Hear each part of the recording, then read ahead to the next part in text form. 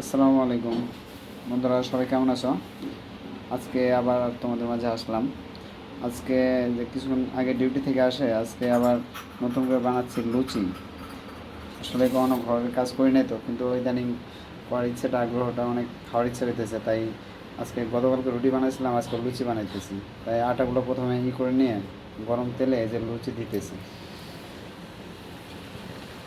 দেখি আসলে যে লুচি ভাজতেছি, না জানি কেমন হইতেছে। আব্বু, লুচিগুলো না সুন্দর হয়েছে। ভালোই তো ফুলেছে, মনে হচ্ছে অনেকটা সুস্বাদু হবে। সুস্বাদু তো হয় না, এটা খাওয়ার টেস্টটা একটু অন্যরকম হয়। এটা এক সাইড ফুলে গেছে, এখন ওই যে আরেক সাইডে দিলাম। এটা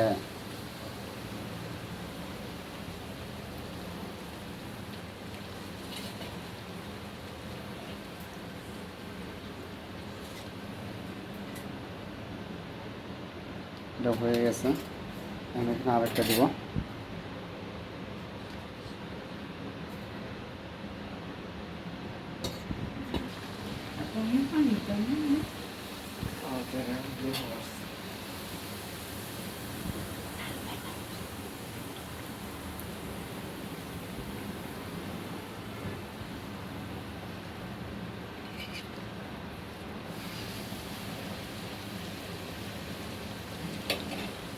তোমাদের সবাইকে দাওয়াত রইল লুচি খাওয়ার জন্য। বন্ধুরা, আমাদের লুচি বানানো শেষ হয়ে গেছে।